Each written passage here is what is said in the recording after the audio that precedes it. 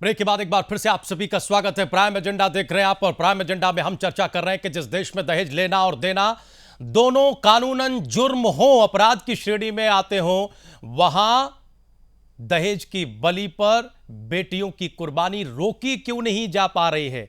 क्या फिर हमारे समाज और राजनीति में इच्छा शक्ति की कमी आ गई है? हम यहां स्टूडियो में चर्चा पर दोबारा लौटें, इससे पहले हम मारूफ साहब के पास जाना चाहेंगे। मारूफ जी, एक ऐसा परिवार भी आपके साथ मौजूद है जिसने कल ही दहेज लोभी एक दूसरे परिवार को वापस लौटाया है और वहां अपनी बेटी को देने से मना किया है। इस मामले में एफआईआर हुई है। वो माता पिता आपके साथ मौजूद है, जरा उनसे बात करें और जानने की कोशिश करें कि क्या हुआ और पुलिस की तरफ से क्या भरोसा मिला है उन्हें।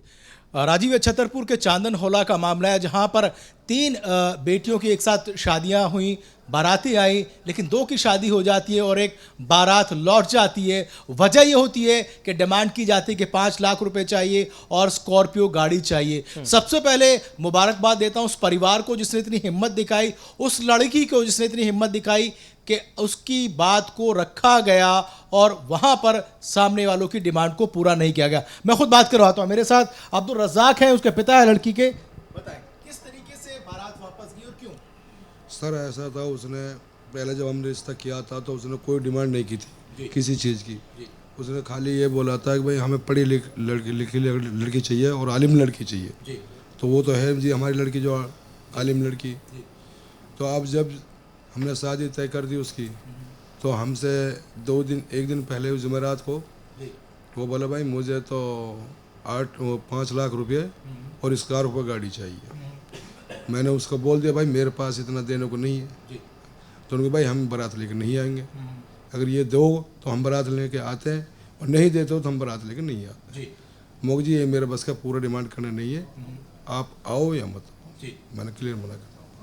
तो फिर जब आपने पैसे नहीं दिए और वो उनकी डिमांड पूरी नहीं की, बारात नहीं आई, तो किस तरीके की कार्रवाई आपने की और उस कार्रवाई पे अब तक क्या हुआ है? सर मैंने फिर अपने गांव में जिसमें रह रहा हूँ मैं, चंदनोला गांव में, तो 2-4 जो बड़े बड़े आदमी हैं सारे मोहल्ले से, तो उनको सबको भेला किया और मैंने ये डिमांड उनके सामने रख दी। भाई मेरे साथ में ये हो रहा है, पहले उसकी कोई डिमांड नहीं थी और आज मेरे से ये मांग रहा है। तो आप इसके आप सब भाई जो 4 भाई बैठे हो, इसके साथ में कोई निर्णय लो भाई इस वक्त क्या करना है क्या ना करना। तो सब ने मिलकर यही कहा भाई आज तो इसने ये डिमांड की, कल को ये कुछ और आगे भी मांगेगा, तो बता तू कहाँ तक पूरे करेगा और कौन पूरे करेगा।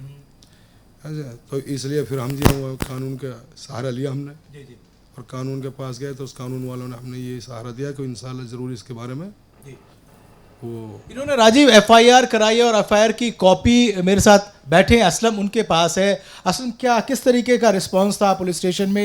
एफआईआर करने में आपको दिक्कत हुई, क्या दिक्कतें हुई और किस तरीके के आपको अभी तक पुलिस अधिकारियों की तरफ से, एसएचओ की तरफ से क्या आश्वासन दिया गया? हम जब ये जुमेरात को ये खबर आई कि इन्होंने बताया कि इस तरीके से वो बारात कह रहे हैं कि हम बारात लेके नहीं आएंगे अगर हमारी मांग पूरी नहीं हुई, तो हमने अपने पूरे परिवार को इकट्ठा किया। तो परिवार ने सबने मिलकर ये कहा कि जो लोग इस तरीके से मांग कर रहे हों हमें उस घर में लड़की नहीं देनी। उसके बाद हमने फिर अपने यहाँ से 3 लोग वहाँ भेजे लड़के वालों के वहाँ पर, उन्हें समझाने के लिए भाई ऐसा ना करो, समाज है और ये दहेज की जो प्रथा है इसको ख़त्म करो। इसमें इतने सारे लोग इन्वॉल्व होकर इतनी सारी बच्चियों की ज़िंदगी ख़राब हो गई है कि बच्चियों का मतलब पैदा होना ही माँ बाप को जुर्म लगने लगा है। तो वो लोग वहाँ जाके गए, वहाँ पे उन्होंने मिन्नतें की, उनको समझाने की कोशिश की। मगर देखो आप ताज्जुब की बात यह है कि जो उस लड़की का फादर है वो हरियाणा पुलिस में एएसआई है और उसका जो लड़का है वो भी एलएलबी कर रहा है। सब पढ़े लिखे लोग हैं और ये पढ़े लिखे लोग होने के बावजूद भी उन्होंने एक ऐसी शर्त 3 दिन पहले रख दी कि हमें एक गाड़ी और 5 लाख रुपए चाहिए, नहीं तो हम बारात लेके नहीं आएंगे। उसके बाद जब हम लोगों इकट्ठे होने के बाद हमने सबसे बात की, तो परिवार ने हमारे ने कहा कि हम ऐसे घर में लड़की नहीं देंगे, नहीं तो ये तो लड़की को मार देंगे अगर हम इनकी डिमांड पूरी नहीं करेंगे। तो ये गरीब आदमी हैं, ये पहले ड्राइवरी करते थे, बाद में 1 एकड़ इनके पास ज़मीन है उससे ज़मींदारा करते हैं। तो ये इनकी इतनी वही नहीं है हैसियत कि ये उनकी डिमांड पूरी कर सकें। लेकिन इतना बोल्ड आपने इतना बड़ा कदम उठा लिया, जिस आपके हौसले की मैं अफजाई करूंगा, लेकिन अक्सर ये डर सताता है कि अगर माँ बाप ऐसे मौके पर अगर उनकी डिमांड नहीं मानते, ये माना जाता है कि फिर उस लड़की के रिश्ते नहीं आते। ये डर आपको नहीं सताया? नहीं जी, मेरे को कोई नहीं सताया। क्यों? कि करने वाली जात सिर्फ ऊपर वाले की। तो मैंने सोचा है देखो, अब बाद में 10 महीना 6 महीने में, साल में 6 महीने में इंशाल्लाह कोई लगेगा तरतीब। उस लड़की की जिस लड़की का, जो आपकी लड़की है जिसका निकाह होना था, उसके क्या रिएक्शन है, उसका क्या कहना है? क्या रिश्ता टूट गया, अच्छा हुआ, क्या कहना उसका? सर उस लड़की ने, मेरी लड़की ने ये बोला, अब्बू अगर ऐसे घर में मेरे को मत देना, क्यों मेरे को आज तो तुम दे दोगे, कल को मेरे को ये कुछ भी कर सका मेरे साथ। तो लड़की ने मौलवियत की हुई है और बहुत ही समझदार, और वो अभी भी 2 मदरसों में वो बच्चों को पढ़ाती है और बहुत ही सुंदर और समझदार लड़की है। जब उससे ये सारी बातें हुई तो उन्होंने स्पष्ट कहा कि मुझे ऐसे घर में नहीं जाना, जहाँ पैसों के लिए इतनी बात हूँ वहाँ मेरी क्या कदर होगी जी। वो लड़की। राजीव, आप समझ सकते हैं कि ये 2 अलग अलग तस्वीरें हैं, जहां एक जगह पर हिमांशी के माता पिता ने तरजीह दी कि वो अपनी बेटी की डिमांडों को मानते रहे और लगातार कुछ न कुछ देते रहे और इस उम्मीद पे देते रहे कि उनकी बेटी राज करेगी, खुश रहेगी, लेकिन हालात उनके बेकाबू थे, वो डिमांड पूरी नहीं कर पाए। आखिरकार उस बेटी को इस दुनिया से, इस जिंदगी से अलविदा कहना पड़ा। वहीं ये दूसरा परिवार है जिसने पूरी मजबूती से इस राक्षस को, इस दानव को रोकने की कोशिश की, बगैर इस डर के कि उनकी बेटी का निकाह होगा कि नहीं होगा। हालांकि समाज में ये माना जाता है कि मुस्लिम जो कम्युनिटी है वो बहुत रिजिड होती है, बहुत डरी और सहमी होती है, और ख़ास करके ऐसे रिश्तों को लेकर के। लेकिन जिस तरीके का एक जो पैमाना सेट किया उस लड़की ने, उसके माँ बाप ने और पूरे समाज ने, ये एक मिसाल है। और अगर ये मिसाल जिस तरीके से उदय जी कह रहे थे कि अगर ये मिसालें कायम होती रही तो मुझे लगता है कि जल्दी इस पे अंकुश लगाया जा सकता है। निश्चित तौर पर ये परिवार बधाई का पात्र है, लेकिन यहाँ जो आपके साथ एक सज्जन मौजूद हैं, उन्होंने बड़ी मार्के की बात कही और इस एक सवाल को लेकर हम शमीना जी से लेकर और उदय जी तक जाना चाहेंगे कि साहब, जिस लड़के के परिवार में ये रिश्ता हो रहा था वो पढ़ा लिखा परिवार था, उसके पिता हरियाणा पुलिस में ASI थे। सवाल ये है कि किसी भी सुंदर समाज की कल्पना हम पढ़े लिखे कर्णधारों के ऊपर करते हैं, और अगर हमारा समाज यहां भी उसी चौराहे और दोराहे पर खड़ा है कि पढ़ा लिखा आदमी ऐसा एक्ट करे, तो फिर हम किससे ये उम्मीद करें? MD सर, सबसे पहले तो एक टिप्पणी हम आपसे लेना चाहेंगे। हम बहुत सारे मामलों में देखते हैं अब उल्टा हो रहा है। जब भ्रूण हत्या की बात आती है, ये कॉमन फिनोमिनो निकलकर सामने आता है कि साहब पढ़ा लिखा आदमी भ्रूण हत्या ज्यादा कराता है।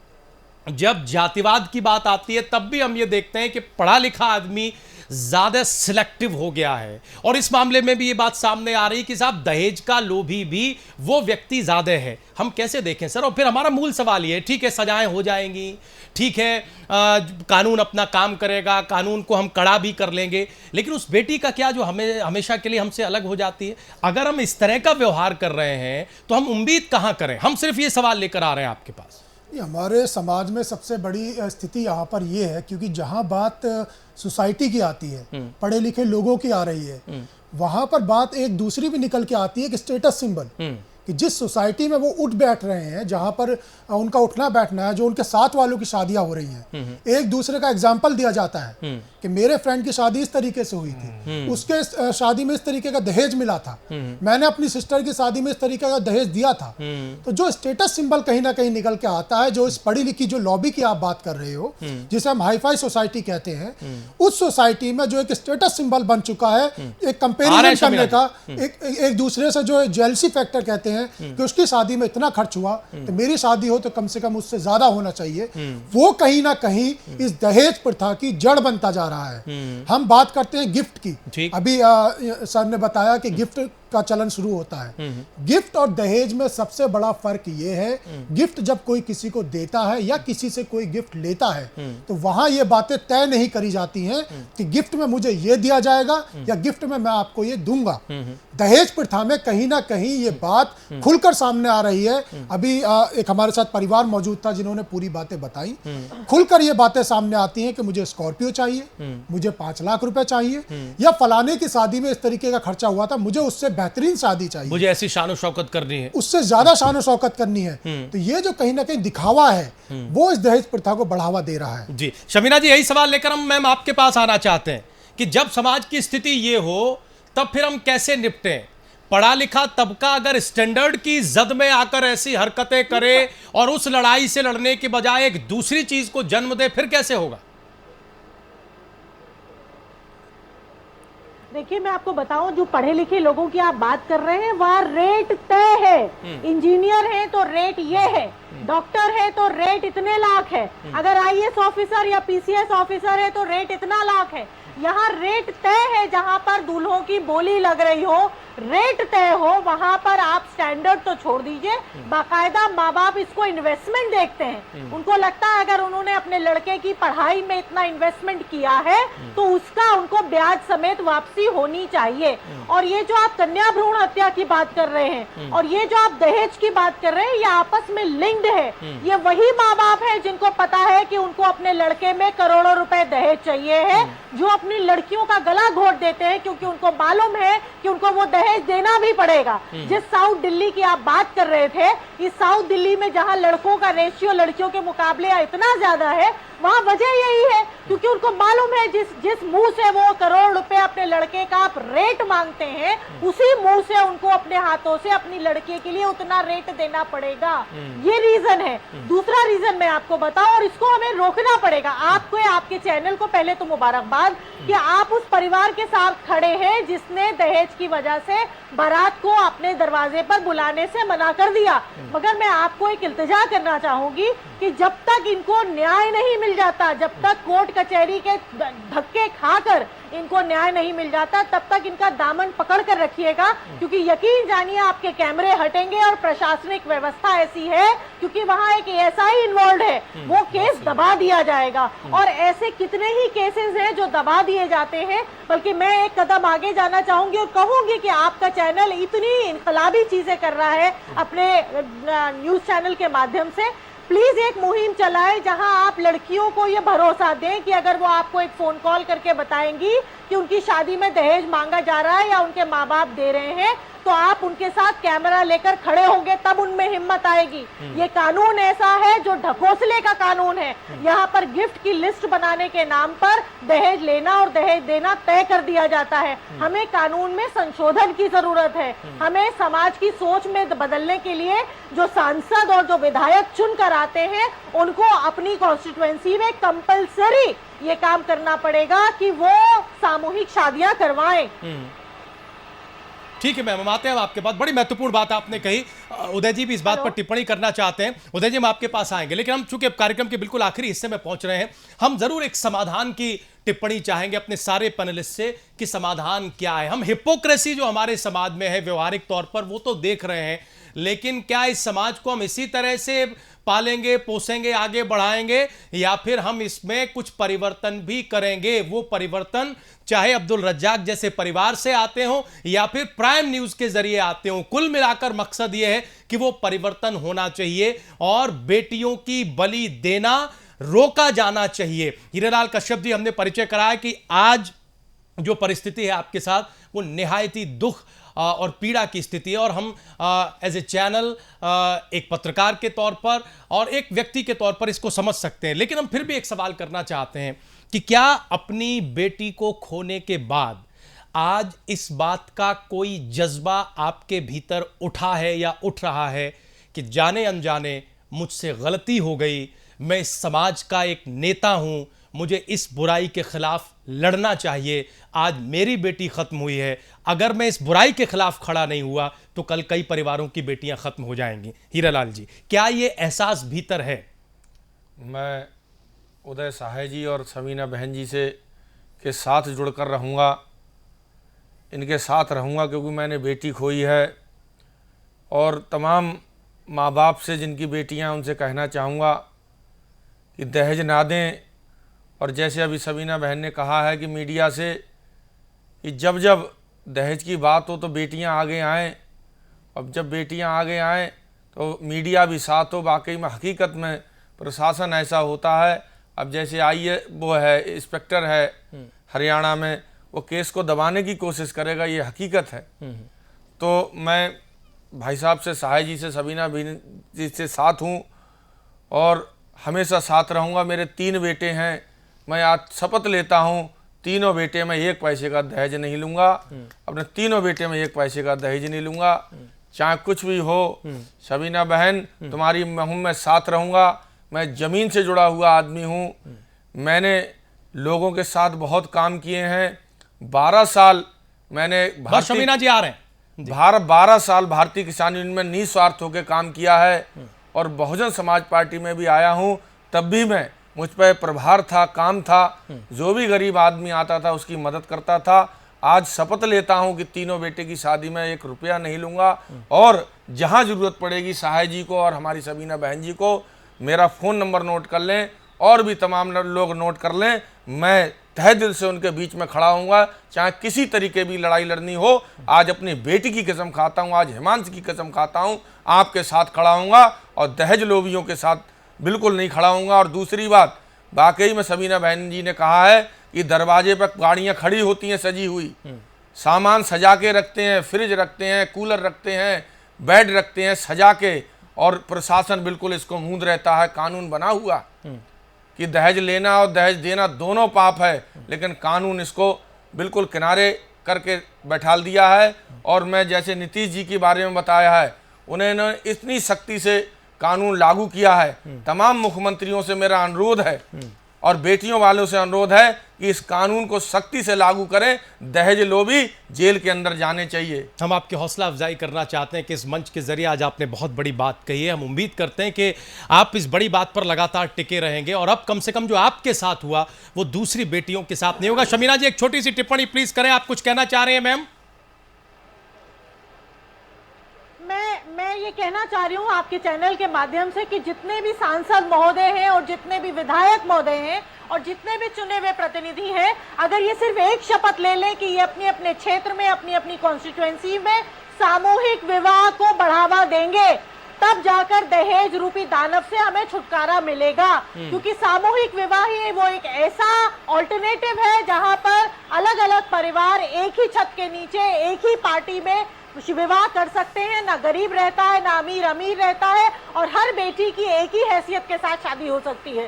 सिर्फ और सिर्फ सामूहिक विवाह और कानून में संशोधन और कानून का सही उपयोग, ये 3 बातें हैं जिससे हम अपनी बच्चियों को बचा सकते हैं। और साथ में अगर हम लड़कों को, अपने युवाओं को, 65% युवा हैं इस देश में, अगर हम उनको इस मुहिम में जोड़ पाए कि वो दहेज लेने से मना कर देंगे, अगर उनमें इतना बल है कि वो IAS PCS ऑफिसर्स बन सकते हैं, तो उनमें इतना बल भी होना चाहिए कि वो अपने परिवार का लालन पोषण अपने दम पर कर सके। ये बात हमें अपने बेटों को सिखानी पड़ेगी। और आपके चैनल के माध्यम से ये कहना चाहूंगी कि खास तौर से राजनीतिक दलों के प्रतिनिधियों को ये शपथ लेनी पड़ेगी। और साथ में एक बात, गिफ्ट के नाम पे जो दहेज के कानून में एक बात कही गई है, उसमें कैपिंग की जरूरत है कि आप इस लिमिट के ऊपर अगर दहेज या गिफ्ट भी देंगे तो आपके ऊपर इनकम टैक्स की इंक्वायरी बैठेगी। इनकम टैक्स डिपार्टमेंट को अपने आप को अलाइन करना पड़ेगा दहेज कानून से, तब जाकर हमारी बच्चियां बचेंगी। जी, MD सर कुछ कहना चाह रहे हैं? मैं समीना जी की बात से पूरी तरह से सहमत करता हूं, लेकिन दिक्कत यहाँ पर यह है, सामूहिक विवाह आज भी होते हैं। ऐसा नहीं है कि सांसद या विधायक अपने क्षेत्र में सामूहिक विवाह आज नहीं करा रहे। सामूहिक विवाह आज भी होते हैं, दहेज के खिलाफ अभियान आज भी चलाए जा रहे हैं। लेकिन दिक्कत सबसे बड़ी यहाँ ये है, जो लोग सामूहिक विवाह कराते हैं, मैं किसी इंडिविजुअल का नाम यहाँ नहीं लेना चाहता, लेकिन जब हम बात करते हैं विधायकों की, सांसदों की, बड़े बड़े अधिकारियों की, जो लोग इस तरीके के काम करते हैं, अगर उन्हीं की आप बेटी या बेटे की शादियों में जाएंगे तो सबसे ज्यादा ये प्रथा उन्हीं की शादियों में आपको नजर आएगी। और कंपैरिजन जो शुरू होता है, जो स्टेटस शुरू होता है, ये उसी सर्कल से शुरू होता है जो हमारे निचले वर्ग तक देखा देखी जाता जा रहा है। तो ये सामूहिक विवाह से खत्म नहीं होगा। जो इस तरीके के लोग हैं, जैसे अभी सर ने बताया कि वो अपने बेटों की शादी इस तरीके से करेंगे, ऐसे लोग जब सामने आएंगे, ऊपर स्टेटस के लोग सामने आएंगे, वो एक अच्छी लेवल की शादी करेंगे जिसमें ये दहेज प्रथा कम होने का, खत्म होने का शुरुआत होगी। उसे देखा देखी जो हमारे समाज का निचला तबका है वो सीख लेगा, और वो कहीं ना कहीं ये सीख लेगा कि दहेज लेना और देना गलत है। वहां से सुधार की एक शुरुआत एक लास्ट कमेंट हम जरा धर्मेंद्र जी से लेना चाहते हैं। धर्मेंद्र जी, निदान के तौर पर हम क्या देखें सर? ये तो सारा आगे के समाज में बदलाव आना चाहिए और किस तरीके से ये सब होना चाहिए। इसके साथ साथ जिन लोगों ने कानून का उल्लंघन किया है, इसमें फास्ट ट्रैक कोर्ट जो है गठित की जानी चाहिए। हर डिस्ट्रिक्ट के अंदर फास्ट ट्रैक कोर्ट्स होनी चाहिए, और इन्वेस्टिगेशन भी एक टाइम बाउंड होनी चाहिए कि इतने दिनों के अंदर इन्वेस्टिगेशन कंप्लीट होगी और फास्ट ट्रैक कोर्ट के अंदर इस तरह के जो है केसेस चलेंगे। और जिन लोगों ने ये गुनाह किया है उन्हें सख्त से सख्त, जो कानून के अंदर सजा का प्रावधान है, उनको सजा दी जाएगी। तभी जाकर के लोगों के दिमाग में डर होता है, क्योंकि अक्सर ये होता है कि एक बार मान लो किसी ने रिपोर्ट कर भी दी, पहले तो इन्वेस्टिगेशन सालों साल चलेगी, उसके बाद चार्जशीट फाइल होगी, उसके बाद सालों साल केस चलेगा, सब लोग भूल जाते हैं और लड़की वाले भी जा कर के तंग हो जाते हैं और कानून भी जो है इस तरीके से जो है लास्ट में आकर के फिर यही होता है कि जो है अब इस केस को मैं कुछ नहीं रखा, अब इसको खत्म करो। लेकिन फास्ट ट्रैक कोर्ट अगर होगी तो फिर उसके साथ साथ जल्दी से जल्दी दोषियों को सजा मिलेगी और जो है एक समाज के लिए एक जो है लेसन जाएगा और कोई भी व्यक्ति इस तरह के अपराध करने में जो है हिम्मत नहीं करेगा। बहुत शुक्रिया हमारे सभी मेहमानों का आज की इस डिबेट में आने के लिए, हिस्सा लेने के लिए। शबीना जी, उदय जी, धर्मेंद्र जी, आपका बहुत बहुत धन्यवाद। हीरालाल कश्यप जी, आपने इतना समय निकाला, इतने दुख के बावजूद आपका बहुत बहुत शुक्रिया और आपकी शपथ के लिए आपका बहुत बहुत शुक्रिया। इसके अलावा मारूफ साहब, आपके साथ जो लोग रहे, जो परिवार रहे, उनका भी बहुत बहुत धन्यवाद। हम अपने दर्शकों से एक बात कहना चाहते हैं कि यकीन मानिए ऐसी चर्चाओं का सार या इनका महत्व तब है जब ये आचरण में उतरकर सामने आए। सिर्फ नारा दे देने से कि बेटी बचाओ बेटी पढ़ाओ, इससे नहीं होगा। हमें इच्छा शक्ति दिखानी पड़ेगी, हमें एक समाज के तौर पर हर तबके में आचरण बदलना पड़ेगा, तब जाकर होगा। प्राइम एजेंडा आज यहीं तक, लेकिन आप लोग कहीं जाइएगा नहीं, खबरें जा रही हैं।